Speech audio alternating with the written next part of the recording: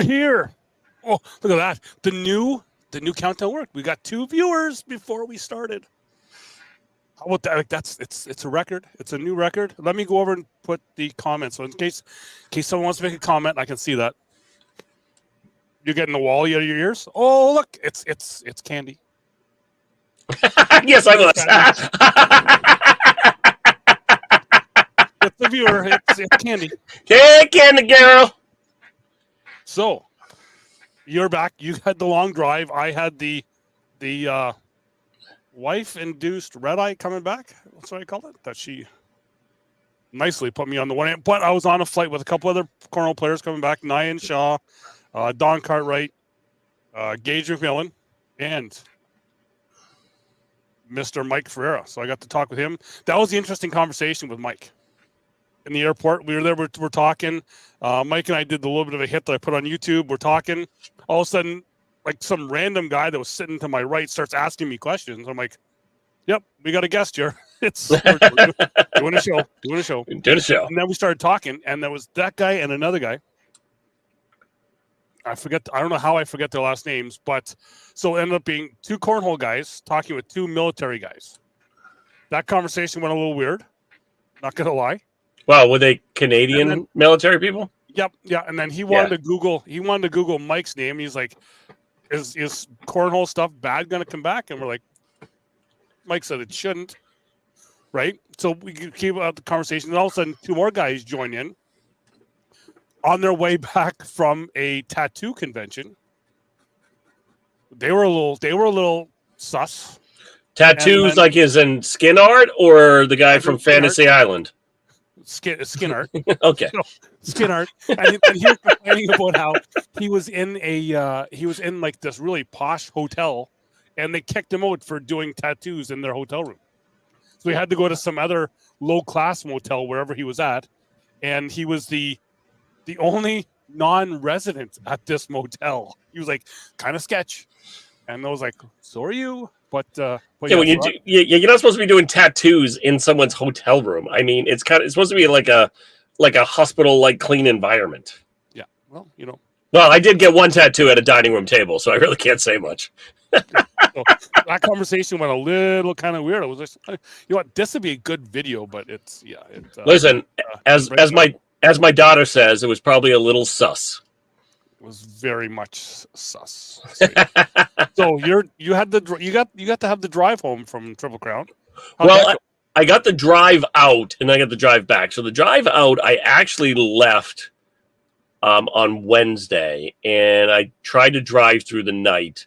The drive out was a little more because I had worked and done some stuff with the kids. So I literally left Boston around 11:30, 12 o'clock in the afternoon. I literally got to I-80, the world's largest truck stop, at 8 o'clock in the morning the next morning because I took a couple naps here and there. But then I made it to Riverside at 9:30 in the morning. So when I got there, I walked up to the check-in desk and I put on my best Oliver Twist voice. And I'm like, "Please, sir, can I have a room?" Because I just needed to check in early because I was toast. Mm-hmm. Well, here's the thing, Doug. Ready? Driving out there. I'm driving through Toledo. And I don't know Toledo, but it's... I've been in Toledo. Do not stop because there's a lot of movie theaters that you put a quarter in. It was like every corner in Toledo, Ohio had one of those movie theaters that you have to be an adult to be in. And I was like, and we're like, where the hell are we? Well, Doug, I stopped at a truck stop. It's like one of those rest areas. And literally, I just get in the passenger seat. I brought a sleeping bag with me, so I jump in the sleeping bag. I'm laying in the passenger seat. You kind of like crammed in with your legs in the wheel well. And I'm laying down, and I'm like, I have all this equipment in my car. I'm in this really suspect parking lot. And my car, if you touch the door handle, every lock in the car will open, and I'm going to die. So I literally maybe got out of 3 to 4 hours, I maybe got like an hour and a half sleep, and then got back up and finished the drive. So yeah, it was the ride out was very interesting. The ride home was pretty good because I got up, I went to bed around 10 o'clock at night, got up at around 4, got on the road at 5 o'clock. At around noon, I took a power nap and finished the drive. I got home in my driveway at 11:55. Wow. So I just powered through. I was like, I just need to get home. I'm just done. It was a long weekend. And Doug, you know how it is when you're doing it by yourself. Yep. I mean, I got there, 9:30 on Thursday. We started setting up around 3. I had to take a little longer because, of course, the whole courts have to be set up before you can set up the live stream, because we had to figure out spacing and everything else. So by the time I got all the cameras set up, had all my overlays done, and made sure everything was working, I literally was at about, I think, 8 o'clock, and it was time for dinner. Saying in the chat here, Derek saying that he's from the Health Sciences Hospital. It's because yesterday he won the doubles. Actually, I think he got the double dip in the doubles, but he had to play with Sean Sabian. So back is a little suspect today because he did a lot of carrying yesterday. So, a little. Yeah, so, was it a Dora the Explorer match? Little backpack. Oh, there was a lot. I'm guessing. I'm looking here to my left. I kept looking over there. It looks like shocking result to me because Jaden Ellis and Evan Vanos are my guys. Like I watched them here 2 years ago in Niagara, just take down a lot of people. They just lost a whole bunch to nothing against Landon Cobb-Chi and Fisher Hamilton. So yeah, that was shock to me. Now they're going to do Super Bowl stuff, which rest of Canada, we're not watching. Well, it would have to be like the Grey Cup, and that's just boring. Yeah, well, you can't see it anyways because it's on what, ESPN, right? On ESPN, yeah. So that's a good that's a closeout on that one. We're gonna have to get you guys some like secret logins. Yeah, or like there was that last year we had Fish Tank Cornhole. Shout out Fish Tank Cornhole on Facebook. They were showing it, and yeah, so. But there's that. So I'm going to pull up another site here. I don't think I'm going to be able to watch it, but it's still going to pull something up just so I can have something later on the show to talk with. Matty King is the map, apparently. Well, that's what Dora used to say. Yeah. That. On the map. So for me, the setting up Thursday night, got there. Oh, because I flew into Calgary Tuesday, and shout out Nexus Lines Toyota on the Turo app. Everyone go check them out. And if you're in Calgary, check them out. And I'm going to be having something. Been hearing a lot that we're going back to Calgary. If we do, they are going to do a discount code for anyone going out to if we have another open there. If they book with the Nexus Lines Toyota on the Turo app, they will get a discount. So I'm going to work on something out with them for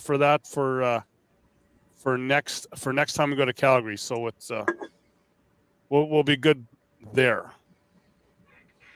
Hopefully we can get that going. I love that. So I landed in Calgary Tuesday morning, went up to Edmonton, spent some time with some family, kind of talking. And I was like, oh, it's been like 31 years to the almost day that I've been there with my dad the last time. So kind of did some stuff with some family there and drove back down to Calgary, which really, if anyone's done the drive between Calgary and Edmonton and then Edmonton to Calgary, I'm begging for a turn in the road. It's like straight.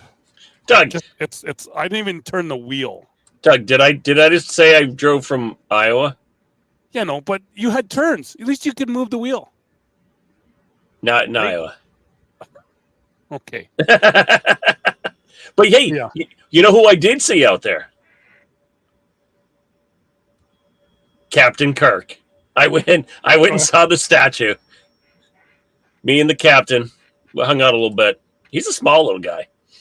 Probably, most people are. Most celebrities that when you see them, they're a little smaller than usual. So yeah, so did the drive back to Edmonton on Thursday afternoon. Did the setup. Got able to get checked in the hotel first. Went over, did the setup, and I got everything going and got the Roadcaster going. I was like all pumped, ready to go. I was like, oh, I did it all by myself. Didn't have you helping me out. Got it all good.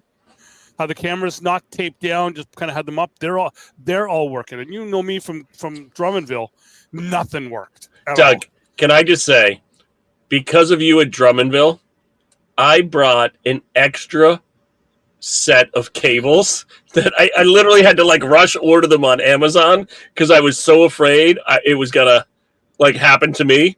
So I literally ordered the exact setup that I had. So I had 4 sets of cables, like quadruple redundancy, just to be safe. And Julian, yes, the only turn is in Red Deer, and well, it wasn't Red Deer. It was in Lacombe just before I got into Edmonton. Seeing the RCMP officer underneath an overpass, sitting in a lawn chair doing radar. Was his horse beside him, or there was no horse there? He was just in a lawn chair and the radar gone, and he had his McDonald's cup right beside him. But yeah, so Thursday night, I get all set up. Everything's going. I was like, everything's all perfect. Yes, go to do like a test run. Just hit the record in the OBS to do all that. Play it back. Nothing. No sound whatsoever. I'm like, okay, I got sound coming through here. What's going on? So I messaged Corey. He's on it. He was in Tucson. I'm not sure if there was cornhole stuff going on in Tucson, but he said he was in Tucson. So message him. For anyone, he was, if you're watching the ACL stuff today, he was in the truck that's off to the right of Wally. Then so I messaged him. He's like, oh well, just just go live, and I just went live, and it all worked, and it worked all weekend except for Saturday night, the pro singles final, because I'm on Wi-Fi. Like I didn't even get hardwired in. I'm on the Wi-Fi, and the Wi-Fi goes out during the pro singles. Brandon Brown, Dion Kuza, great match. I had Susan Shallow come in from the Pacific Northwest, the ACL director there. She came in and sat with me. Really, is John? We know, like I said, we know that the Leafs are they're done. So Susan was sitting in, and before the match started, I was like, "Watch this." We had like 60 viewers. I was like, "We're gonna hit 120 just as this game starts." She's like, "What?" I was like, "Watch." And because Dion Kuza come on the screen, they all showed up, and all of a sudden we were at 120, and I was like, "So where's everyone watching from?" And all of a sudden it just came. Point May, Newfoundland. Like the population is like 300, and there was like 299 people watching there. So it's. So I do have to say I was hardwired for all weekend. But we did have some technical difficulties on Friday because as soon as we got the tournament going, we did have a little bit of a drop off in our signal. I went from about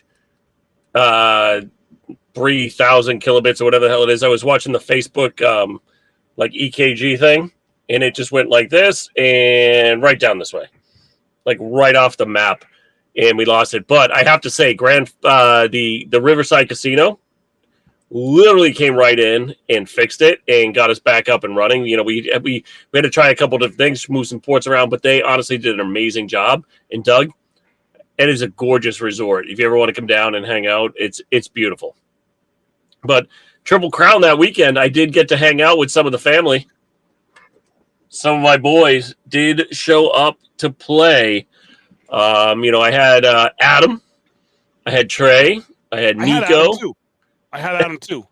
If anyone didn't see my Facebook, he couldn't even be watching. I had Adam as well too. Don't have the picture to put up just on the in there as well, but let me try and see if I can get it to the camera here. I had Adam as well. Yeah, you had the fake Adam Hisner. Kirk was an awesome guy because he was there this Saturday morning. I seen him and I was like, just laser eyes. I was like, oh my god, I got to go talk to him. Went and talked to him. I was like, hey, can I take a picture of you for the Facebook for my Cornhole podcast page just because you look like Adam Hisner? He's like, yeah, I'll get my cup and everything, and he was freaking awesome. Then he wore almost like another orange matching outfit on the Sunday morning. Fantastic guy. Was able to talk with him all weekend, but yeah. But I did, get to hang out with those guys a bit, but I did get to call some amazing cornhole. So, Nico was shooting lights out all weekend. I actually gave him a new nickname. I called him the Grinder because literally every game he played on the live feed, he'd be down 10-0, 15-2, and came back He literally was just chipping away, blocking, pushing, airmail. Everything he was doing was working, and he just wore his opponents down. Right till he, hit one buzzsaw who took down doubles and singles, Devin Harbaugh. Yeah, he's kind of a name, isn't he? He's Who? Yeah, Who? exactly. So I'm gonna run down because I see that our guest is ready to go here and talk about comebacks. We're gonna talk about that in a second. Some results from the weekend in Calgary. Pro singles, top three. Brandon Brown defeated Dion Kuza in the final. Lana Smith finished third.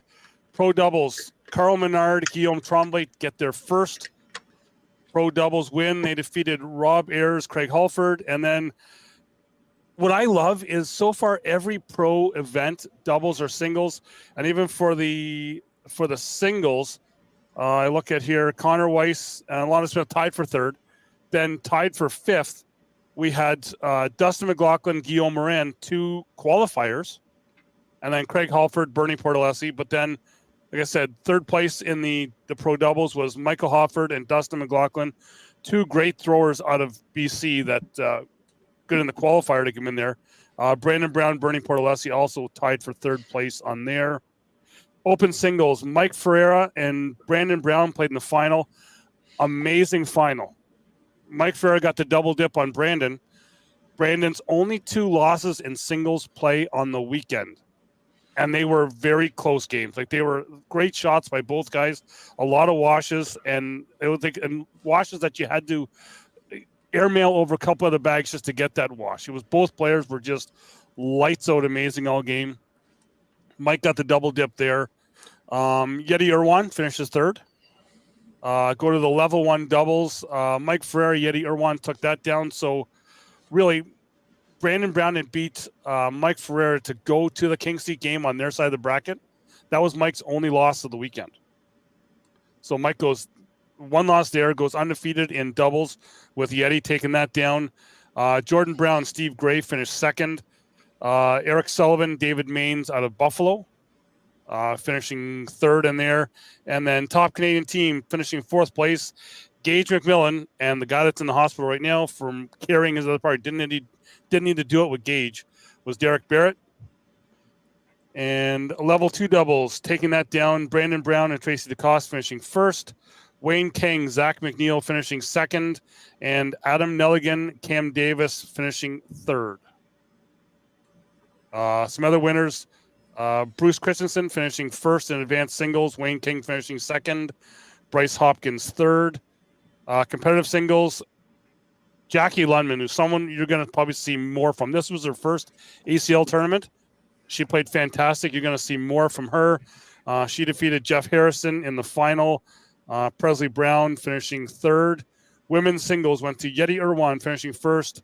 Lana Smith finishing second. Crystal Hagen third. And senior singles, Scotty Burns, amazing, stopped the sweep. Bobby Sperry going for the sweep. He won senior singles in Niagara and Drummondville. Wanted a sweep. He wanted Calgary and St. John's. Scott Burns beats him in the King Seat, then takes him out in the final and wins that with Rob Ayers finishing third in senior singles. So that's so if Bobby Sperry had won, would that be the Canadian Snow Broom? Almost, because there's still St. John's to come. Hey, but one of my newest, oldest best friends is in the chat right now, Steve Bernasset, who was with me this weekend. Got to watch him play. Yeah, John Emfer won the pro singles. He won the singles and the doubles in the open division. All right, I just have to ask a question before we bring our guest in. Okay. I just want to know, would you take a shower in this shower? All right, ready? No. Probably not. It's a see-through shower with a curtain. Oh, my goodness. I took a couple in there. I was like, I left all the windows open and everything, and nobody still wanted to look. So you talked about Nico coming back. This guy and his partner, man, they were down 20-0. 20-0. Come back to win 23-20 in pro singles. All right, let's bring him in. Unheard of, and he's got. Hopefully, he doesn't have the stare because it kind of scared me on the weekend. So, I'm gonna bring in now the Iceman, Craig Halford from Calgary. Craig, how you doing? Great. Thanks for having me on, Doug. Oh, I like I said, you have to be the Iceman because you got like ice in your veins the way you're throwing those airmails with like because that last one when you won 23-20, that was in for the win off and you lost. Right? Yes, it was. So it's like ice in the veins, and then to top it off, throws Sub-Zero bags. Has to be the Iceman. Sub-Zero was actually the winner of the bag contest at Triple Crown. Yeah, I saw that. That was great. Sub-Zero Yeah, had it. but it wasn't too great because Titan didn't win. So Craig, you also this is now your third event for an ACL Canada Open, and so you're kind of new here, but you did take down the pro singles in Drummondville with, then Wally was like saying we wanted airmails, and you went on like an airmail streak there as well. Like you're just Doug, that's called an air raid. Well, yeah, that's kind of what he did. It was kind of it's where do you get that is it just a feeling you have that you're gonna make all those airmails? Yeah, I guess anytime. Some days you're kind of on, and some days you're not. But it's a shot that I've been working on a lot. You need to have it. I'm not working on the roll bag yet, so I figure I'm gonna make sure that I've got a pretty solid airmail. So that the other ones will come. But yeah, I enjoy throwing it now, and having thrown against a lot of the guys out of the U.S. and some of the really much better players, like they just have no fear. They're ready to throw it. So listen, one of the guys in the chat right now, Steve Burnett, said he'll throw that all day. He'll throw that block up and then throw over you. Yeah, and so I've learned a lot, in these 3 opens and getting the chance to play a lot of better players, and so you just have to be aggressive. That's what the guys do. So I'm just trying to do my thing. And I'll tell you, the roll bag overrated. Overrated. Yeah, it's not something I need to work on yet. I gotta get better at the other 3 kind of major shots and block, push, airmail. Yeah, I got those. And you know what? This was kind of really the first ACL Open that I've ever really kind of seen that there was a lot of blocking going on all weekend on that live feed court. Like that I was watching, it was like there was a lot of blocks and then a block behind a block, and then everyone kind of going over top. It almost was like this was probably one of the hardest ones to get a win in because everyone was playing so good. Yeah, it's definitely you have to play it, and I'm resistant to it because I like to run bags, but I think the people that know me to see me throw 2 back blocks in the final at 2020 in the doubles final there in our comeback. Sorry, not in the final, but in our comeback game to throw 2 back blocks. I think everybody would have been thinking, "What the heck's Alfred doing?" So I see in the chat, Carl Menard's calling you Gretzky. I think the Iceman is a little better, but still, Gretzky. I guess Gretzky's done someone else. And then I see our Canadian Adam Hisner, Wayne Hammett's in the chat. Yep, a good friend of yours, Craig. Yeah, Wayne does great. He's new to the game and improving very, very quickly. So Craig, over the last few weekends, I've heard a lot of people complaining about boards. Some boards are too fast, some boards are too slow. How much do you think that comes into the game itself? Or as a pro, should you be able to adjust?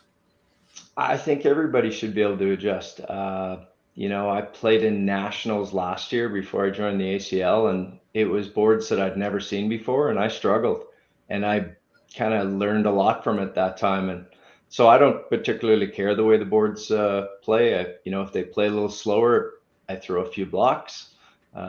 Probably not even on purpose, but yeah, I just adjust. You have to. It's the same for everybody. So I like a faster board. So I heard the broadcast courts are saying they're ice, and I was thinking, man, I'd love to play on those. That'd be great. So it's pretty dry here in Calgary, so we get fast boards pretty good. So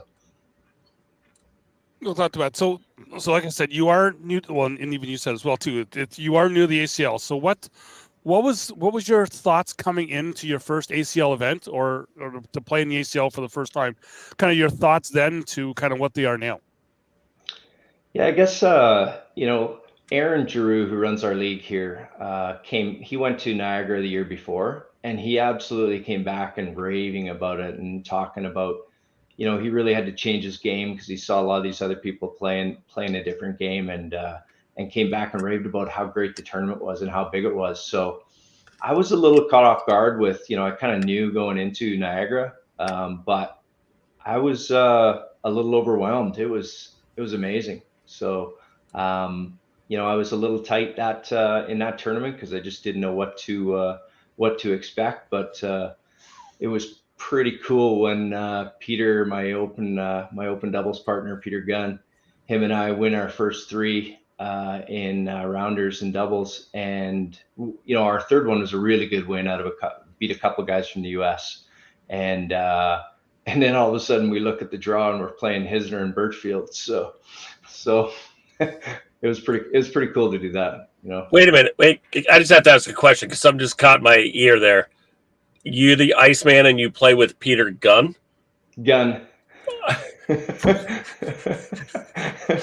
He's the man. He taught me a lot. Like there's a couple or three of the guys here locally that I play with that really kind of helped me, and Peter's one of them. He's from the US originally, down in Cali, and he really does play the strategic game. He's taught us all, and Aaron does the same, likes to play a little bit of a dirty game. So I just resist it. we got the run and gun offense over here. Yeah. So well, your pro partner is Rob Harrison, and I got to meet Peter on the Thursday night, and it was kind of funny because still for me doing this here, I'm still like no one knows who I am, but he comes up, he starts talking to me as if he's like good friends with me. Yeah, exactly, Donnie. Yeah. But he comes up talking to me as if he knows me, and I'm like, yep. So I'm kind of talking to him, and I'm gonna have this set obsolete. Nope, didn't destroy it. It's all the live feed stuff that I just kind of threw on a chair and it just slid off the chair. But it got to talk with him on the Thursday, and he's talking to me as if he like really knows me, and I'm like, yeah, I'm kind of doing the yep talking, and now he's gonna say like you're just an idiot. But I kind of went over to Matt and I was like, who's the guy that I was just talking to in the, because it was the California Sliders that the team was in the pro team. He's wearing one of those jerseys. So I'm like, should I be knowing him? And then Matt like tells, oh yeah, it's Peter Gunn. He just plays over here. So I was like, okay. But yeah, so I got to talk to him on the Thursday night. But he even threw out. Then he was one of the pro qualifiers. He won a spot. Yeah, he's been working hard for it. He really wanted his pro card, and unfortunately, when we had our qualifier, he wasn't able to make it. It was around Christmas time, and he had a Christmas party out in Banff, so he was pretty disappointed that he couldn't play in it. But he's been really, really working hard for this event specifically. So Banff is my favorite area in Canada. It's pretty nice out there. It's pretty nice. So let me ask a question though. So the pro qualifiers, I know when I was in Drummondville, there was a pro qualifier there. Is that everyone, Doug, or is that so everyone's a play-in, right? Yeah, there's a certain because we have 28 pros.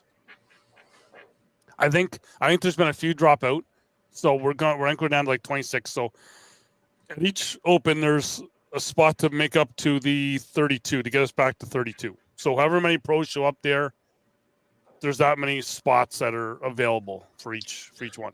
But I love that because that's kind of like Thunderdome, right? Like 22 men enter, only 4 can leave. It's like you got to like it makes it a little more interesting, right? Because that's almost like it's almost like rounders, right? That we play a lot down here, where you got to qualify to get into that upper echelon to the bigger tier. So I think it adds a little bit extra kind of oomph to the game a little bit. There's a ton of great players in Canada that don't have their pro card, and it's shown in especially in Drummondville and here in Calgary. A couple of big shooters out of BC with Mike and Dustin and Peter, of course, and a few other guys as well. Will T2, who I played in the finals out in Drummondville, great thrower. So there's tons of great players around. The pro card is just something that we happen to have right now. So well, and even Guillaume Tremblay out of Quebec has qualified all 3 tournaments: Niagara, Drummondville, and Calgary, and then he's on his way to St. John's. Talking to him, and he wants to do 4 for 4. Yeah, and he will. He's a great player. Is that who I played with? No. I played with. Who did I play with? I forget who I played with. Who did I let down? I mean, I should have said. I forget the guy's name. Yeah, I forget. I'll have to look back. But no, but I think that adds a better element to kind of the game up there, where, kind of down here it's already set, right? We already have, the amount of pros that we have. So, you can play an open, but that's a little bit different than, going up into the pro division. So I think that adds like something special up there that, especially when we have some of the regional players like you do, that, at any given day, they could probably beat 90% of the pros. But they just play in their backyard or local Monday, Tuesday night blind draws, which, I think that makes it special. Yeah, it's great. Like I said, I've seen all the guys come through, and I lost to Guillaume in Niagara in pro singles in my second game, and he waxed me. So he's a good player. So. Well, yeah, because he made it to the finals against Brandon Brown in there, and when Brandon took that down. So Brandon's got 2 pro singles wins. You've got the other. So are you gonna? And I see Dion Coos in the chat saying, "Who? You're one of Canada's best." Exactly, it's that guy. But he's the reigning champ in his home turf. Are you going to be able to take him down and then tie Brandon for the 2 pro singles wins? I mean, that's the goal, of course, but you got to play your best. You can't be off. There's too many good players. Dion being one of them is amazing. I threw a few games with him warming up in Calgary here, and he just doesn't miss. So well, because we're headed to Newfoundland, right? That's the next one up. Yep. That's the next one up. That's in June. It's in June. Yep. In June, yeah. So that is the next big one there, right? And I'm excited for that one for sure. Craig, are you going to kiss the fish? Yeah, I will. They're going to have to figure something out for the screech, though, because it's been a long time since I had a drink. So. Well, they'll figure something out. They've got some other stuff. They'll get some substitutes for you. Yeah. Well, and talking about that, where I know, talking with Dion, and I'm not sure he's going to admit it, but there was a lot of pressure on him last year in St. John's. How did you, or trying to think of how to word this here, did you feel pressure playing in front of the home crowd there? Because I know you and Rob both had a lot of friends and family there watching you. I'll be honest, like that's something I love. I made a post on my Facebook. I love playing under pressure. I really do. I feed off of it, the live court and the pressure and playing everybody. And it doesn't mean I play good every time, but I'm not afraid of it. I was a little nervous a little bit in Niagara, but every event now that I've kind of see what it's all about, I'm getting more and more comfortable. And I think that's actually one of my strengths, Well, I love that. But that's awesome because, because that's really the hard part, right? Some people feel the pressure when they're away. Some people feel the pressure when they're home, right? Especially where if you can feel a little more comfortable being home, but still playing at a very high level, it helps a bit. I think the powder keg is going to be in Newfoundland, right? Because there's a lot of great players over there, and they may be charged up by being kind of the home team. Yeah, they're great bunch of people out there. They got a lot of really good players and just a great community of cornhole players for sure. They're all so nice. So we'll see what happens because that is, I believe it's June 20. We're in the June 13. I talked with Matt about this the other night at our league night. I was like, thanks for this year because Niagara was what, January? Actually, Niagara was fine. Drummondville was on my mom's birthday. Calgary here was on my wife's birthday. St. John's is on my anniversary. I'm like, really, you're like hitting this here like almost 100% here on all the stuff that I need to be home for, but I'm not. And there's even talk of possibly going to Calgary again and I'm hearing some dates thrown out there, and it's like, and Donnie, we talked about this before. It's the anniversary of my father's passing and his birthday. So I'm like, Matt, you're just hitting everything that really means, like, any date that means anything for me is just like you're killing me. You're killing me, Smalls. All right, so when is Newfoundland? The 14th? 14th to the 16th, and then will you be playing in the qualifier? Yeah, that's the one I really want to play in. That's exciting. So wait a minute. If you've already won, you don't get an automatic bye. You got to play in again. No, this is a qualifier for Team Canada. Remove that for a second. Oh, for Team Canada. Yes, for Team Canada. So yes, the WCO to go to Germany. So that's one of the top six go to Germany with that one, and pretty excited to play in that one. I'm really looking forward to that. Is that top 6 in overall standings, or is that top 6 in pro? It's a separate tournament. It's just open. in that just so one day only. One day, yeah. You got it. Wow. So like, listen, take your stats, throw them out the window, and you just got to play good. You got it. Yeah. All right. So with that, and I had some talks with some other people, and you and I kind of talked about that earlier, Craig. Coming into the ACL, because I know where you played before, they kind of just went by divisions by straight PPR. But here in the Open, how do you like that? Everything is kind of separated by rounders. So it's how you play on the day, not how you've played kind of up until then. Yeah, I had my first kind of experience with rounders in Niagara. It works. That's all I can say. It works. You pretty much end where you should, and if you're playing better, you maybe end a little bit at the top end. But if you're not playing good that day, you get dropped down. So I like it. I think it's great.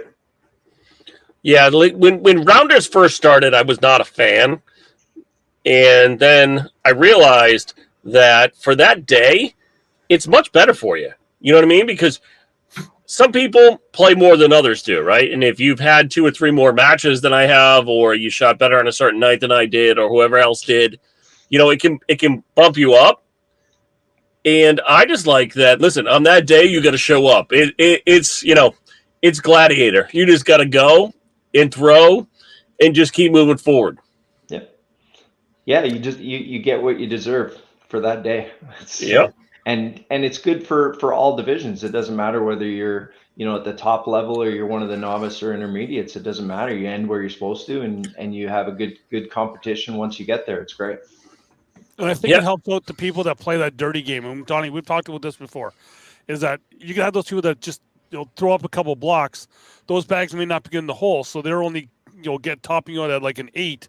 Where if a top division is like 9 and above, those people throwing those 8s with a whole bunch of blocks in a dirty game, they may be winning those games, right? Yeah. So they won't have it. Then you've got it's the sandbagger down below because they can win those games with those dirty bags. Well, the thing with this too is that's where, like, even talking about Nico earlier, that's where the grind comes in, because by blocking and pushing and making the board a little messy, it literally affects the game for that natural slider. Or that person that throws that floppy bag that literally just wants to slide it in every single time, right? Listen, going bag for bag, yeah, it's a lot of fun. But after like round 42, nobody wants to watch. No, especially the guy commentating the game. Okay, listen. There's only one person in the world I want to watch throw 50 rounds, and that's Damon Dennis. Other than that, I need the games to get over quicker. Yeah, because I don't want to have the game go on till the next day. Yeah. Listen, I just want to watch Damon Dennis because I just want to count the bag flips. 1. You can get slow. Like I even said that in the chat today because they were talking about that. I think it was Braden Wilson was kind of doing the slow roll. And Craig, if you're playing Gage McMillan there, his hands are like fast forward, just the way he flipped that bag. I was even talking with Susan Shallow about that. It's like he'll flip it like 10 times in like 2 seconds. It's just like, wow. Throw a little pre-shot routines or ticks, whichever you want to call it. I love ticks because I just like to take advantage of them. Call a timeout for no reason. Well, and we talk about the grind, So, and I know that a lot of people, when they come into ACL events, when they have like the long days, because you get the rounders, you may have like doubles and then a swap or whatever. What do you have any kind of thing going into those long days? Because it can be a grind where you're playing like 13, 14, 15 games a day. Yeah, I mean, I'm getting used to it. I'm pretty old, 50, turning 53 this year, older than most of the people I'm shooting against. But I found it in open singles on Sunday in Calgary. Actually, I kind of ran out of gas. I ran into Bobby Sperry, and you just can't throw your half a game. Like you can't throw mediocre against guys like that. He's just going to take advantage of you. So I feel like I ran out of gas a bit. So. But they are long days. You got to kind of stick with it, and you got to be able to kind of grind through. You just kind of know your body and know what's going on when it's happening, and whatever, flip it to the fast side or something like that, and do that. So I talked to a lot of players this weekend because I was while you guys were up there in Calgary, I was at Triple Crown in Iowa. Do you like to stay in the winner's bracket and sit for a while? Or sometimes is it kind of a little better to kind of drop into that loser's bracket late so you keep playing and stay warm? I'd like to think that I'd have enough experience to say that I could choose, but but I don't. My preference would be winners. Like, let's go through the winners. I'm not, I'll throw on the side and warm up and stuff like that. So I'm not afraid to be sitting and doing that. I'm ready. So that would be my preference, but I could see where some guys might like to be in the grind and getting through it and coming through that way. So, all right, I love it. And then just for our next question, I see Brian Seibel in the chat. I know it's probably his wife Kathy that's there. She threw amazing in Calgary. She finished fourth in women's singles, her first ACL event. I know she was on the live feed a couple times, and she was just throwing lights out. Like that's just it's another female in our game that's just going to be at the top level, and you probably get to see her a lot. Yeah, I played with Kathy lots over the past couple of years. In fact, funny story, my first night at League, which I found their league up in Lacombe just by Googling it, trying to figure it out. And I remember playing my very first game of cornhole in league night, and I was Kathy was on the other side, and she kept throwing them in, and I thought, holy cow, like what's going on here? These guys are good. So yeah, it's just one of those memories that I remember. She's a great thrower. She can run bags and throw airmails with anybody. So, and I see these two guys in the chat here. Mr. Kassler's in the chat. Who? He wanted more. He wanted more airmails in Drummondville. You weren't. You gave it to him when he didn't show up in Calgary, of hitting all those airmails. So couple of good ones. You missed out. But and I kind of showed it a bit before. After you throw an airmail, you go for it, and thank Todd Sicky for this here video. But just if anyone can be able to hear it, and hopefully everyone's be able to see it. But when you hit an airmail,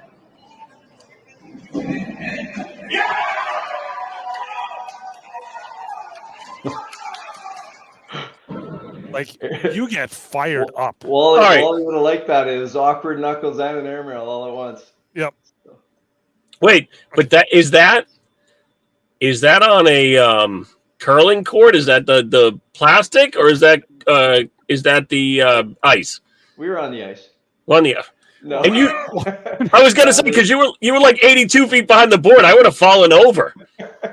No, it is the Airdrie curling rink is where we had it. It was a great venue, actually. So yeah, they paint the floor and then just put the ice over top of it. Yeah. So yeah, so they actually took the ice out like Monday or the Tuesday before we come in on the Thursday. Okay, so they melted the ice, and you were on the plastic. Okay. Yeah. It was the end of the season here. Okay. Late April, so.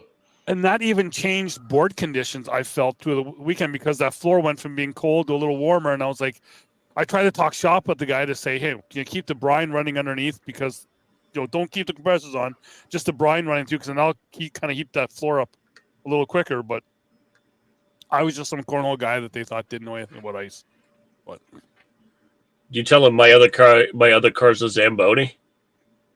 Yeah, they don't use those. So I'm staying in the in the chat here on the YouTube side, I'm saying your partner Rob Ayers, who had some shots himself. He's going to come on. I'm going to have him on another show as well. Yeah, but he had some shots as well. Like he's right there. You're the Iceman. I got to get a name for him. It's Rob's great too, and he gets fired up. You know, we both competitively bowled, and I really feel that that's one of the advantages. It's a single sport where you rely on yourself to repeat a motion, and we both bowled at a pretty high level, and I really do feel that kind of helps us. I know it does me anyways. So that's one of the things that's why, like I said, I kind of like the pressure. So. Well, and that was my other question too, because there's a lot of pro players come from other sports. I know you said you kind of bowled at a high level. Did you play any other like sports? Especially, well, bowling is you're mentally there for a single anyway. But was there any other sports that you played? Yeah, I played sports all over, all different stuff. Growing up, I'm a pretty decent golfer. I will clarify though, it's 5-pin bowling, so which is a lot harder than 10-pin. Just so we're clear. It's a Canadian thing, Donnie. Just sit back and it's a Canadian game. Listen, I do candlepin, which a lot of people in the world don't understand because it's the small ball with many pins, and like everybody's like, I'm like, shut up. I'm from New England. Yeah, I'd love to play that. It'd be great. So yeah, I mean, I feel like it's a field game for me. You know, for my golfing, I got a pretty decent short game, so I feel like it's the same sort of thing. It's touch and feel and that, and so I've always been pretty decent at those kind of hand-eye coordination games. Yeah, and it's that. Well, that's always the thing. It's the hand-eye coordination that I lack in cornhole, which kind of has me on this side of the boards just talking. But it's all right, Craig. So you say you throw sub-zero bags? Yes, sir. What's your go-to bag, and then if that one's not working, what do you default to after there? Basically how I got into the Tempest, which is what it was, is Rob Ayers had a set, and so we threw them a bit. I like them. They're kind of the Pro Sniper materials, which is good. It's a little bit slower than what I'm used to. You know, I was throwing Psychos before. I really like the Ultra bags. But the morning of Drummondville, the morning of singles, the rep out there in Quebec, I asked him if he had any bags, and he didn't, but he had a personal set. So I asked him how much he wanted for him, and he actually sold them to me. And then I played with him that day, and that's the day I won singles. So I haven't switched away from him too much, but I do like to go to Psychos, and those are pretty good as well. And I've got a set of Viper R's as well. To just in case, you get in some weird conditions where a carpet would be a little bit better. But yeah, and then next year, hopefully Aaron is going to get his stamp, and I'll be throwing hated bags for sure. So is that a local? Yeah. Okay. He makes great bags. He's super passionate about the sport, and we're just waiting for him to get a stamp, and I'll definitely be throwing his bags. So. Well, you can't tell my sponsor, but I did buy a set of mini Tempest bags this weekend that look like a golf ball. Those are sick looking. Yeah, those are really cool looking. I have a little mini bag addiction, so I did get a set of those just to go with the other 34 sets. Yeah, I got a few too. So yeah, but I prefer a faster bag. But I've kind of switched to that bag just because. These guys keep telling me I got to throw blocks once in a while. So that little bit slow side is really, it actually has helped my game a lot. So. I will say too, for a, carpet style bag, the Winter Tide is actually a pretty decent bag also. Yeah. Rob has a set of those, and I've certainly thrown those too. So I did get to hang out with Eddie this weekend. He was actually at Triple Crown. He had his whole booth set up. So, it was really cool to hang out with him also there. A lot of fun. Yeah, I like supporting the small guys. I think it's great, and there's tons of them out there, and they all make great bags, and they're all passionate about it. And I'm not going to say anything bad about any other bags. It is what it is. Listen, there's certain bags I severely dislike, and I won't throw. But I'm never going to say anything bad about them. I just don't like them. And Derek, The darts will be here soon. I talked to the man, the myth, the legend. They'll be here soon. Stay tuned.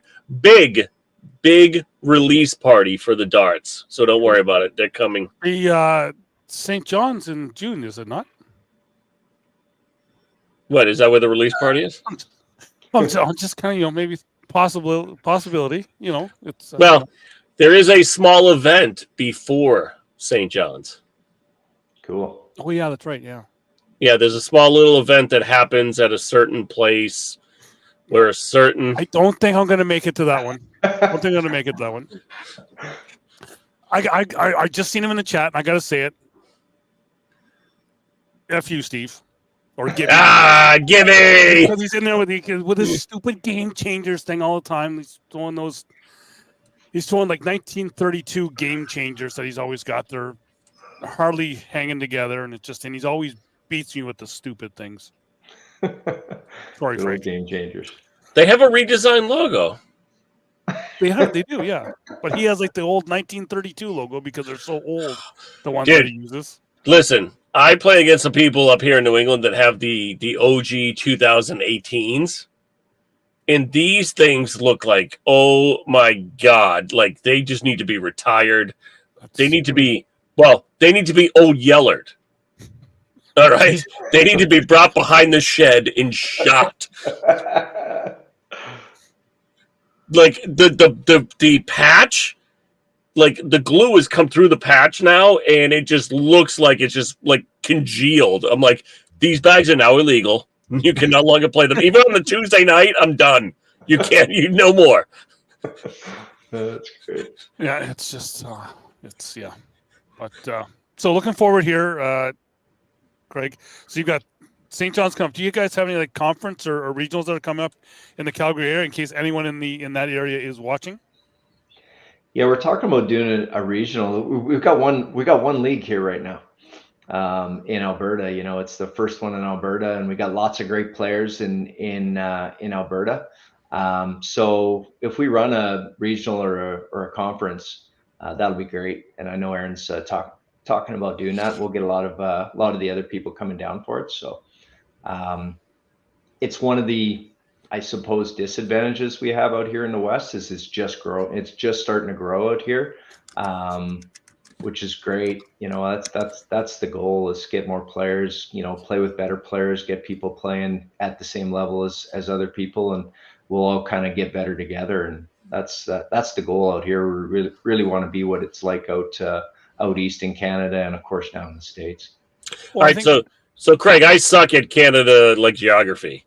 Yeah. So for me, where's Alberta? North of Montana. Okay, so north of Montana. Okay, thank you. Yeah. I just need landmarks because listen, Doug makes fun of me all the time, but listen, I'm not friggin' Magellan over here, okay? Yeah. Yeah, north of Montana. So we're kind of second province in from British Columbia. So. And that's the thing. In talking to a lot of players there this weekend, and that a lot of people are wanting to see more leagues pop up there, just because that's their first time playing it, and they've kind of really liked the product the way things were. So I'm really thinking that stuff possibly next season is really going to kind of kick off in Western Canada, because we have Susan Shallow, like I talked about in the top of the broadcast here, coming up from the Northwest. I know she brought over like Dustin and a couple of other guys from BC, because she comes up from Washington State there, and she really wants to kind of start to really help the ACL grow in the Western Canada part. Yeah, and we'll see what happens. I mean, at the end of the day, the players, they should be playing in both if they have access to both. Rob and I can't play in the other one, but everybody else can, and they should. And if they that's the way it is, and maybe there'll be a few leagues switch and maybe there won't, but we need to grow the game out here in Alberta, and we're doing a pretty decent job. There's new leagues kind of popping up, down in Medicine Hat. They joined last year, and some good throwers coming out of there. We got some really good throwers in Edmonton, a couple of really good leagues in Edmonton. Of course, the league in Lacombe is really good, and up in Fort McMurray where Derek Barrett plays when he's working. So yeah, we've got some decent leagues around Alberta. So we just got to get people playing together. Really, that's what it's about. whether it's ACL or the other one. So. Well, that's the thing. It's just as more people are throwing bags, the bigger we're going to be as a whole. Which that's what the great part of the sport is. Yeah, that's the goal for sure. Because it's once you start playing, you get addicted and then you don't stop. Yep. Well, I'll just be like him and buy like 800 sets of bags. I don't buy most of them. No, but like so Craig, my biggest thing is I made a post a couple weeks ago about people that are way too tied into this league versus that league. And to your point, that's all BS, right? Your league's not better than my league's not better than your league. If we don't bring more people into this game, it doesn't grow. Hated bags doesn't grow, right? It doesn't get a stamp or not get a stamp, right?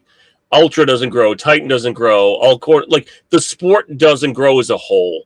For us to get this sport where it wants to be, we need more people playing, and it's especially those backyard players.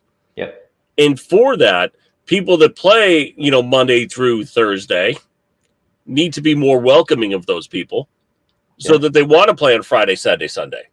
Yep. Because no more money's coming into this game if others don't come along. Yep. Yeah, agreed.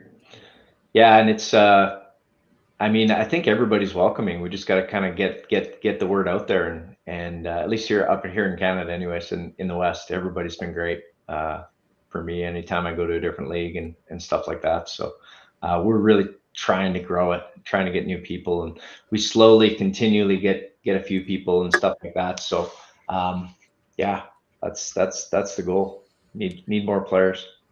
Yeah, and Derek Barrett, everybody knows who I am. Shut up. I was just gonna say, Craig, you've got that chance. You're gonna be going to a shootout in the U.S. because you did win one of the pro shootouts here. We'll get a list of the ones that Donnie will be at. So those are the ones that you can avoid. Because you've seen how loud he gets when he was in Toronto. Craig, you want to hang out with me? I'm a good time. I'm in. Yeah.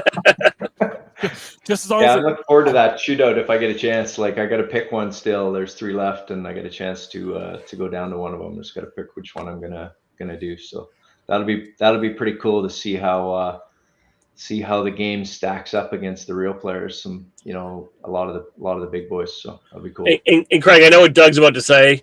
I'm not on the 1,000 beer tour anymore. I was going to say more of, if you're going to be out with him, make sure it's at a French restaurant because he happens to get 3 meals. Listen, there was a language barrier. Fantastic. Yeah. So it's, but yeah, it was fun. Jason, you're coming out and you're gonna do like the travel for June. I think that was great. That'd be great to see you out there because he's actually got I gave him the last koozie. I have no more down and back koozies. He's got the last one, so I've got to get some more made. Can I tell you a story? I haven't given one away since Canada. Well, I have one. No, but I gave a bunch out up there, but then I literally when I was getting back through the border, I put a bunch of stuff in the false trunk. Canada Border Patrol, don't worry about it. There's no drugs or anything else in there. It's only cornhole bags that I have for my wife. But I packed the car away, and I forgot they were there until just now. So I think I still have about 17 left because I double ordered again. And I'm seeing Quinn Hayward say, bring on the conference next weekend. We have the Ontario Conference next weekend in Newmarket. Not sure if I'm going to be there for the full weekend or not. Somehow ACL is going to let me know, hopefully soon, whether I'm going to be doing the full Friday, Saturday, Sunday. If not, I will be just there on the Down and Back Facebook page going live on the Saturday for the doubles because could be a new co-host for the ACL live feeds. Will be debuting that weekend. So we'll see how that goes. And I'm not coming to Canada. It's not him. You should come to St. John's. Hey, look, Mark Kruger's in the chat. He is the man of Triple Crown right there. He's the one that helped us run that amazing tournament right there. See, Donnie, even Craig's now in it. He said that you should come to St. John's. Who's listen, I got to work on some stuff. Well, some work stuff may be coming up because a certain company I work for, I put in my name to go to a certain big event that happens in June.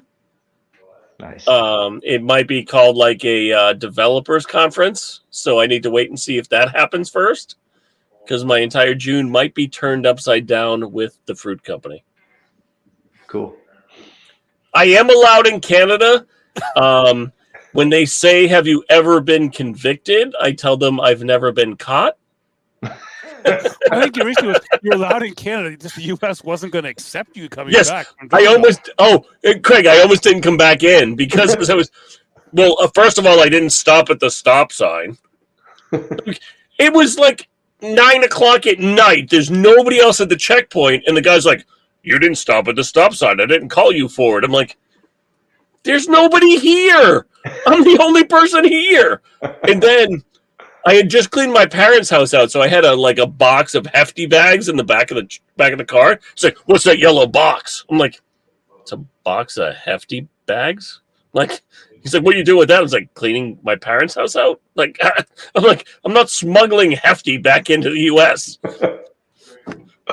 That's funny. Yes, and then the other thing we learned, Craig, that you will probably have to deal with this here is as I went for my flight in Calgary, I'm heading to the security to go through the scanner, and I meet up with Mike Ferreira, and he says, "Don't bring your bags with you." And I'm like, "I don't have any bags with me anyway," because he went to bring his bags through security.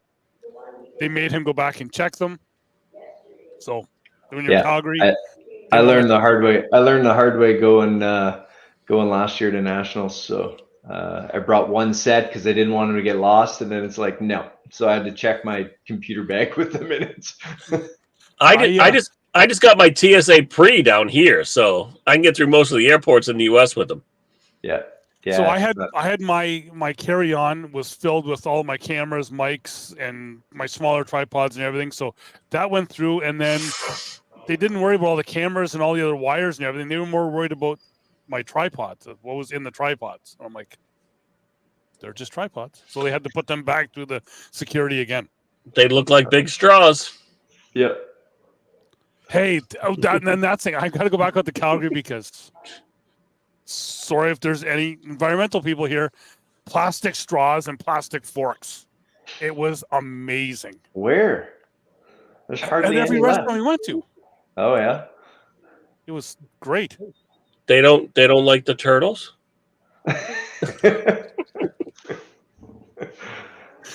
Maybe not. I don't know. Quinn Hayward picks next weekend. I'm going to put something out later in the week. I got to do some homework here, and then I'll put something out later in the week for my picks for next weekend. Because there's a lot of new players popped up in Ontario here that I'm going to try and figure out. It's getting too big for me to actually have everything crammed in here because it's a mess. It'd be good if we had the list of the head. The head is a mess. Yeah, it'd be nice if we had a lot of conferences and big regionals and stuff like that, like they do in Ontario. That'd be great. And listen, Greg, here's the thing: it's taken 3 years to get there. So you guys keep doing what you're doing out there, and you'll be there soon. I mean, it's a building process, especially where you're introducing 1, 2, 3 different leagues, and then some people just got to play on the side. It takes a little bit to make it work, but as you keep showing a better and better product, it's going to be that much better for everybody. Yeah, it's going to be exciting.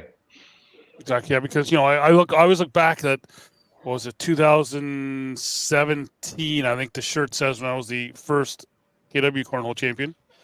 My only win in league, so I got the shirt. I did Craig, everything. There was only 3 players in the league. No, there was only 8 teams. Okay, there was 8 teams. We were good, and it's on YouTube. I beat Jamie Cowan in the final. That's all it needs to be said. That's all that needs to be said. You beat Jamie and lost to Trey. 3 times. Actually, that's 4, but the 4th isn't. I got the video, but it's not going anywhere. It is what it is. one of these days I'll beat him. But he's younger than me, right? So it's Yeah, he's around cornhole all the time. You're not. No big deal. Yeah, he's got like 17 courts right outside his office. It's he's got everything he can do. Right. It's not that it's excuses. But yeah. So Craig, I want to thank you for coming on here and doing this here. We're a little over an hour here, Donnie. We're still at 21 viewers. I think Craig needs to come on more often. We've got a lot more people watching here now that when Craig comes on. So I like it. Well, I appreciate the opportunity. Thanks for the invite. But before you go, give a shout out to your sponsors. Let us know who's helping you out. Yeah, so I've went to my construction industry, Consteel Installations. They're my precast concrete installer. Heidelberg Materials, which is my cement supplier, and of course my company, Canelson Sand and Gravel. But most importantly, my buddy at Brigade Wake Surfing, Sean Wright. He's been my sponsor for years because when we did competitive wake surfing, and I've got some pretty good videos of watching me on the live feeds, and he's just one of my biggest supporters. So I appreciate Sean Wright. So I'm thinking now, a wake surfer in Alberta. Is that like land wake surfer? Wait, but is that on a regular lake, or do you have like one of those synthetic ones that kind of make the wake? No, it's on a regular lake. Yeah, behind the boat. Okay, I love that. Yeah, it's fun. Now, does the boat make the wake? Yes, sir. It's got those extra like little bits in there. I love those things. Are crazy. Yeah, 5,500 pounds of ballast. Yep, it makes a good wave. That's awesome. I'd love to try that one day, but I have absolutely no balance. I've taught a lot of new people, so I'm pretty sure I could make it work. Would you hold? If you see him throw a bag, you would know he has no balance. Would you hold my hand? I ride with my niece and nephews all the time when they're really young. So you're slightly larger than that, so it might be a little more difficult. We know his sponsors because they're actually I gotta start playing the right way. I keep forgetting playing the wrong way. His sponsors, that big one behind him. Listen, my sponsor is the greatest cornhole company in the whole wide world.